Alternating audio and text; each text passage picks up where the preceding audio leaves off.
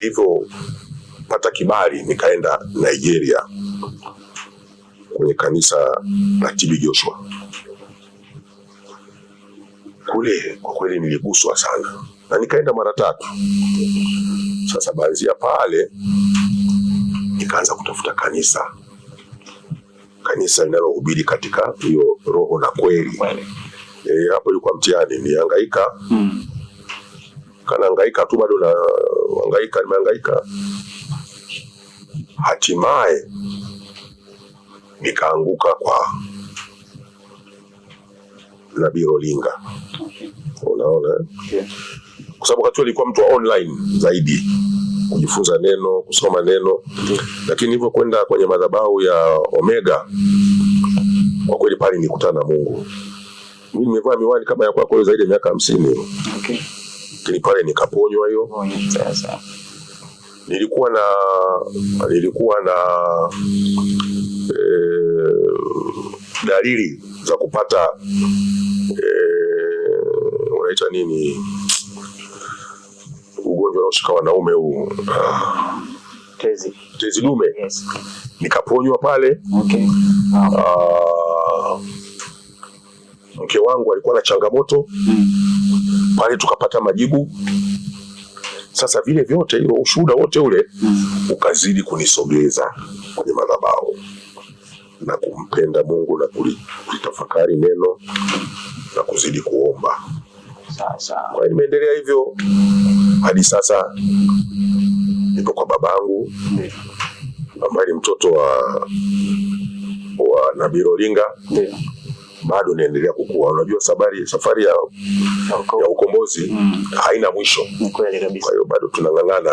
Sasa ni kitu gani ambacho kingine kikubwa sana ambacho Mungu amekitenda katika maisha yako baada ya kuacha yale yote na sasa kukanyaga katika madhabahu hii ya moto wa Yesu? Ni kitu gani kingine ambacho unasema kwamba Mungu amenitendea katika maisha yangu? Hilo swali zuri. Ndio. Niseme kwa dhati ya moyo wangu, mimi huko mwanzoni huko nilifikiri amani ni kuwa na pesa nyingi sana. Sasa niliamini furaha ni kuwa na pesa nyingi sana. Lakini nimekuwa na tulizo la moyo, nina amani, nina furaha. Sidhani hata ukinipa bilioni inaweza kufikia furaha ya rohoni. Lakini kitu kingine ambacho nasema kwangu mimi ni muujiza, kuishi rohoni. Napenda kutafakari neno. Napenda, ni kwa sio muombaji mimi. Anazidi kunifungua kupitia maombi. Unaona, kulijua neno, unajua neno la Mungu halina mwisho.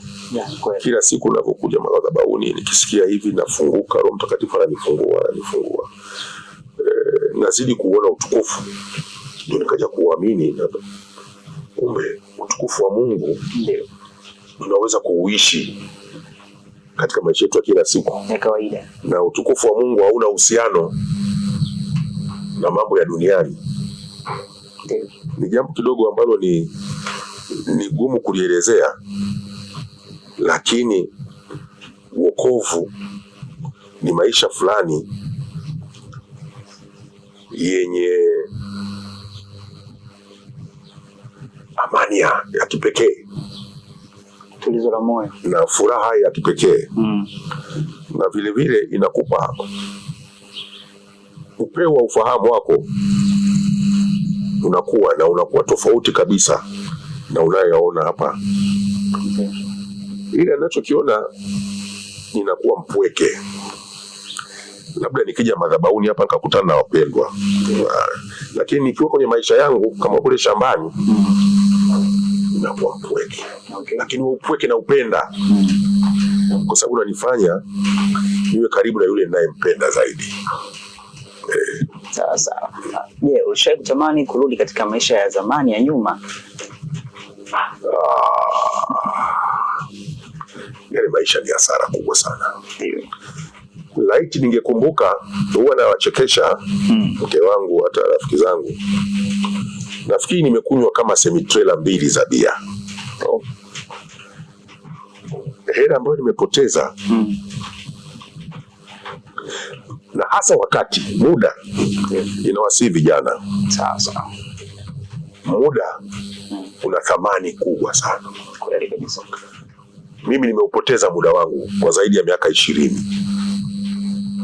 Muda ni mali. Muda nawasihi vijana muwekeze kwa Mungu, mtaona thamani kubwa sana. Sawa. Mimi sasa hivi naomba rehema kwa sababu nimeupoteza muda wangu. Siwezi kurudisha. Kwa hiyo sasa hivi muda uliobakia unang'ang'ana angalau niokoteze kilichobaki. Kweli kabisa. Lakini nimepoteza muda wangu. Ndio. Kwa sababu ya enzi zetu sisi haya makanisa hayakuwepo. Huu ufunuo huu uamsho unaoona leo haukuwepo. Tuko watu wa dini kwa hiyo hii mlio vijana wa leo mmebarika kuzaliwa katika hii nuru, kwa kweli muikumbatie. Sisi wa zamani ndio maana kuta wazee waliookoka ni wachache. Ndio. Kwa sababu haya mambo ni mageni. Tunaishi kwa mazoea. Lakini nyinyi mliozaliwa katika hizi nyakati za uamsho mkumbatie mafundisho. Amina. Tukirudi nyuma, kipindi hicho ulipokuwa na marafiki zako mkiwa mnafanya vile vitu, walikuwa wako pamoja na wewe. Sasa ningependa nifahamu kitu kimoja. Kipindi ambacho sasa Mungu umesema kwamba umeingia kundini, umerudi kwa Mungu. Je, wale marafiki zako ambao uko ukiambatana nao walikuwa pamoja na wewe? Swali zuri sana. Katika marafiki zangu wote nimebakiza rafiki yangu mmoja tu ambaye tulikuwa toka udogoni, tukaenda chuo kikuu, tukaanza maisha. Ndio. Huyo naweza kuongea mambo ya kiroho, ingawa naye nikifika sehemu fulani inabidi napiga break. Kimsingi niko peke yangu. Sawa. Niko peke yangu. Na maana wale wote walikimbia. Na hizo hadithi hawazipendi. Na hata hivyo huo muda sina tena. Mimi muda wangu siko tena kwenye hayo mambo. Ni kweli. Sina muda wa kupoteza. Ndio maana napenda kukaa shamba, nipate muda wa Biblia.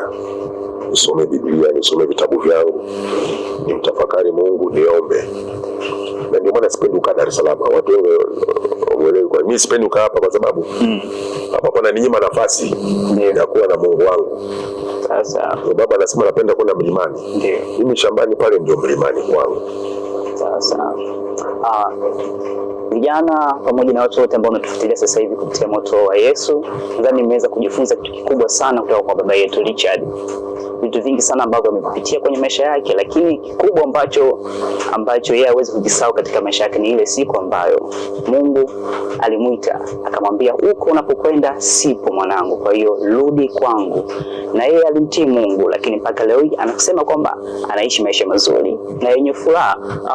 Labda kitu cha mwisho ambacho ungependa sasa kuambia watazamaji pamoja na watu ambao wanakufuatilia kwa sasa hivi ni kitu gani? Tunafahamu kwamba kuna vijana wengi sana ambao wamepotea, ambao wanafanya vitu vingi sana ambavyo havimpendezi Mungu, na kuna muda wanasikia sauti lakini wanazikimbia zile sauti za Mungu. Sasa wewe ambaye Mungu alikuita na alikuonyesha vitu vingi sana na mwisho wa siku ulikubali, je, ni kitu gani ambacho unawaambia baba? Kwa watoto wetu na wengine wote ambao bado hawajajua kweli, mtafuteni Yesu wakati bado anapatikana. Yote njozi zenu zote mnazofikiria zipo kwa Yesu. Mtafuteni Yesu, mtapata tulizo la mioyo yenu. Lakini nje ya Kristo ni shida na mahangaiko tu. Sasa kabisa, nadhani ujumbe umeupata vijana ambao kwa sasa hivi mnatufuatilia, lakini bado mnazunguka kufanya mambo mengi sana, lakini ujumbe umeupata baba yetu ambaye ametuelezea historia kubwa na ushuhuda mkubwa sana wa kujifunza. Na nikumbushe kitu kimoja, kama umekata tamaa kwa namna moja ama namna nyingine, basi Mungu yupo. Kimbia kwa Mungu, Mungu atakuinua, Mungu atakufanya kuwa tofauti kabisa, kama jinsi ambavyo unamuona baba yetu Richard ana furaha, yuko na amani kabisa ya moyo wake. yake na maisha yanaendelea. Kwa hiyo niseme hivyo na niwashukuru sana, na niwakumbushe kitu kimoja, kama bado hujasubscribe kupitia YouTube channel yetu, basi fanya hivyo kwa sasa hivi ili bado usipitwe na zile update zote ambazo tunakuwa tumekuandalia. Lakini nikukumbushe, karibu kwenye ibada Jumapili, Ijumaa pamoja na Jumanne. Hapa moto wa Yesu, Mungu atakuinua, Mungu atakubadilisha kabisa, chini ya mtumishi wetu, baba yetu Apostle Timosi. Karibu sana, mimi naitwa Michael.